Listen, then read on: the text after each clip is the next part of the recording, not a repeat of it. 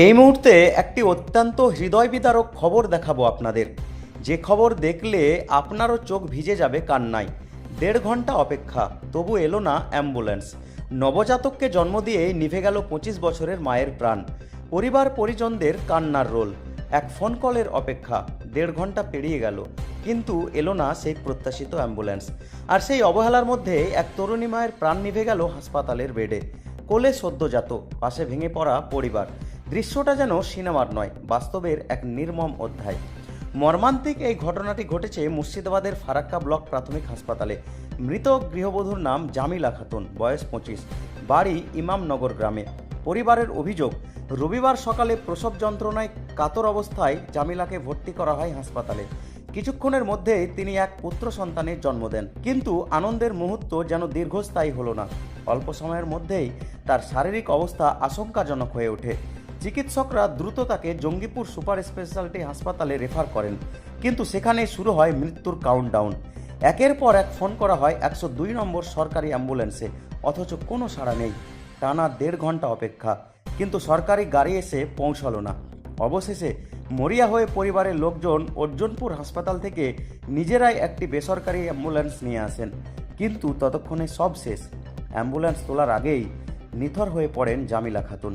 নবজাতককে কোলে নিয়ে ভেঙে পড়েন স্বজনরা। কান্নায় ভরে যায় গোটা হাসপাতাল চত্বর। ক্ষুব্ধ আত্মীয় ও স্থানীয়রা প্রশ্ন তোলেন, যদি সেই অ্যাম্বুলেন্সটা সময় মতো আসতো, তাহলে হয়তো আজও বেঁচে থাকতো জামিলা। ঘটনার খবর পেয়ে ফারাক্কা থানার পুলিশ ঘটনাস্থলে পৌঁছায়। অ্যাম্বুলেন্স না আসার বিষয়টি স্বীকার করেছে ব্লক হাসপাতাল কর্তৃপক্ষ। তবে কেন সেই বিলম্ব, সেই প্রশ্নের উত্তর মেলেনি এখনও। একদিকে জন্মের আনন্দ, অন্যদিকে মৃত্যুর শোক। দুয়ের মাঝখানে দাঁড়িয়ে প্রশ্ন আজ গোটা জেলার মানুষের মুখে। একটি ফোন কলের দেরিতে যদি একটা প্রাণ চলে যায়, তবে এই স্বাস্থ্য ব্যবস্থার দায় কে নেবে? নবজাতক আজ পৃথিবীর আলো দেখেছে, কিন্তু মায়ের মুখ আর কোনোদিন দেখতে পারবে না। ফারাক্কার এই ঘটনা আবারও চোখে আঙুল দিয়ে দেখিয়ে দিল প্রশাসনিক অবহেলা কতটা নির্মম হতে পারে। Bureau report, Farakka, Murshidabad.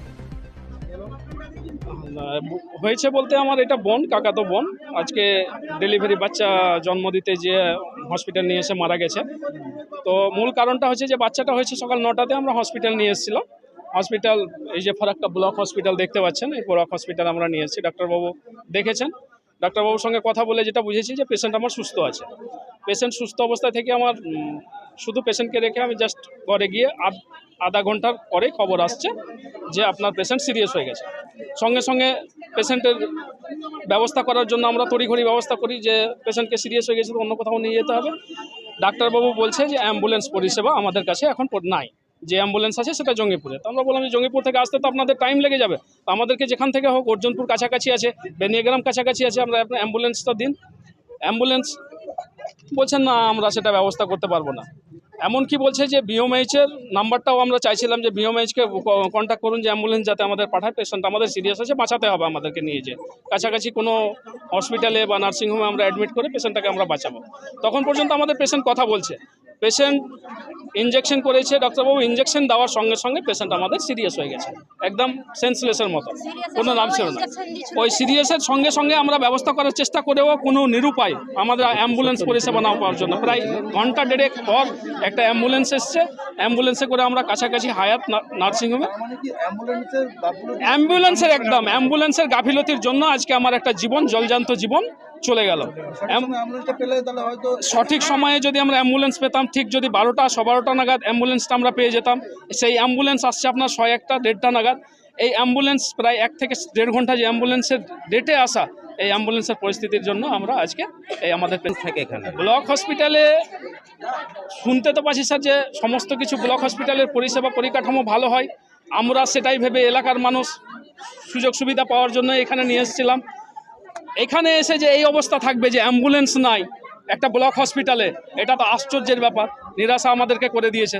আমরা তো জানি যে ব্লক হসপিটালে অন্তত পক্ষে 5টা থেকে 7খানা অ্যাম্বুলেন্স সবসময় পর্যাপ্ত পরিমাণে থাকবে, 4টা থেকে 5খানা ডাক্তার থাকবে। ডক্টরবাবুও একজন, অ্যাম্বুলেন্সের কোনো খবর নাই। আর নামে ব্লক হসপিটালের কোনো রকমের পর্যাপ্ত যে সুবিধা আমরা এখানে পাবো সেই রকম কোনো সুবিধা পাইনি। অকালে আমাদের প্রাণ হারাতে হয়েছে। যে মারা গেছে আমার বোন, নাম হচ্ছে জামিলা খাতুন। আমার বাড়ি হচ্ছে ইমামনগর হসপিটালের প্রায় 200 মিটার কাছেই। সঙ্গে সঙ্গে আমরা দৌড়ে হসপিটাল আসতে পারি, এতটা ডিস্টেন্সে আমার বাড়ি। আমার বোনের বাড়ি আমতলা, ঝাড়খণ্ডে। বিয়ে হয়েছে আমতলাতে। বাবার বাড়ি আমার ইমামনগর, দক্ষিণ ইমামনগর। হ্যাঁ, ঘটনাস্থলে আইসি স্যার এসছেন। আইসি স্যারের সঙ্গে কথা সমস্ত কিছু বললাম। বাকি সমস্ত পুলিশ অফিসাররা এসছেন। আমার নাম আনোয়ার আলী, আমার বোন। এই পেশেন্ট সকালে নিয়েছে, অ্যাডমিট করেছে 10টার পরে। তারপরে পেশেন্ট এখানে ডেলিভারি হয়েছে, বাচ্চা হয়েছে, ছেলে বাচ্চা হয়েছে। বাচ্চা হওয়ার পরে পেশেন্টের কন্ডিশন খারাপ হয়েছে, বিপি হাই হয়েছে, রেফার করেছে, অ্যাম্বুলেন্স নেই। বিএমএইচ সাহেবকে ফোন করা হয়েছে, মানে ওনার কোনো রেসপন্স নেই। এখানে স্টাফের কাছে নাম্বার চেয়েছে, তারা অনেকই নাম্বার দেয়নি। সেটা আমি ছিলাম না এখানে, আমি পরে এলাম। তারপরে এসে আমি 5 মিনিট হয়নি, তারপরে পেশেন্ট দেখলাম গাড়ি ব্যাক নিয়ে চলে এলো, পেশেন্ট ডেড হয়ে গেছে, মারা গেছে। এটা আজকের মানে ইতিহাস নয়, এর আগেও ঘটেছে। এর আগেও আমি পেশেন্ট বাঁচিয়েছি, আমি অ্যাম্বুলেন্স ডেকে এর আগেও পেশেন্ট বাঁচিয়েছি। এখানে একমাত্র আমাদের স্বাস্থ্য দপ্তরের গাফিলতির কারণে মারা গেছে। কারণটা হচ্ছে পর্যাপ্ত এখানে কখনো অ্যাম্বুলেন্স থাকে না, অক্সিজেন নেই, ডাক্তার কম, এখানে সিস্টার নেই। এখানে যদি বলা যায় 99% প্রবলেম আছে। হসপিটাল চালাচ্ছে কিন্তু হসপিটাল চলার মতো নয়। হ্যাঁ, অ্যাম্বুলেন্সের জন্যই মারা গেছে। অ্যাম্বুলেন্সটা যদি সময় মতো পেতো তাহলে আমাদের পেশেন্ট হয়তো বেঁচে থাকতো। যেহেতু পেশেন্টটা অ্যাটাক করেছে, হার্ট অ্যাটাক হয়েছে, হার্ট অ্যাটাকের পেশেন্ট হয়তো সিপিআর দিলে কিংবা অক্সিজেন লেভেল ঠিক রাখলে হয়তো পেশেন্টটা বেঁচে থাকতো। আপনাদের পেশেন্ট সিরিয়াস হয়, কতক্ষণ পর অ্যাম্বুলেন্সটা পেয়েছে? 1.5 ঘন্টা পরে। মানে ট্রান্সফার অন্য হাসপাতালে যেতে বলেছিল তো? ডক্টরের তো এখানে সিস্টেম আছে যে জঙ্গিপুর রেফার করবে, উনি রেফার করেছে। 1 ঘন্টা পর আপনারা হ্যাঁ, অ্যাম্বুলেন্স পেয়েছে। অ্যাম্বুলেন্স পাইনি, অ্যাম্বুলেন্সটা অর্জুনপুর থেকে ডাকা হয়েছে, সেটা সরকারিভাবে আসেনি। অ্যাম্বুলেন্সটা ফোন করে অন্য কেউ ডেকেছে। বেসরকারি অ্যাম্বুলেন্স এসেছে? হ্যাঁ, বেসরকারি। সরকারি অ্যাম্বুলেন্স পাননি? না। কি নাম আপনার আত্মীয়? আমার নাম বরজাহান আলী। আপনার আত্মীয় নামটা কি মারা গেছে? জামিলা খাতুন। কত বয়স হবে? বয়স 25 মতো হবে। কি হলো আপনাদের? আমাদের ভাতিজি হয়, আমাদের বংশের। কি চাইছে? এখন আমরা চাইছি যে এর জন্য পর্যাপ্ত ব্যবস্থা আমার প্রশাসনের কাছে।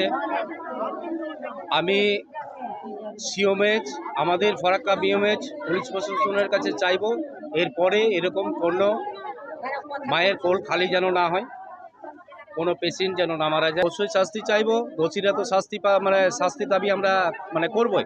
আমাদের আন্দোলন থাকবে, আমরা শাস্তির জন্য আমরা আন্দোলন করব। বিএমএইচ কি এসছে একবার? না, এখনো বিএমএইচ আসেনি, আমাদের শুধু আইসি সাহেব এসছে। আমার নাম বরজাহান আলী। কি হলো বাবা? আমার ভাতিজি হলো।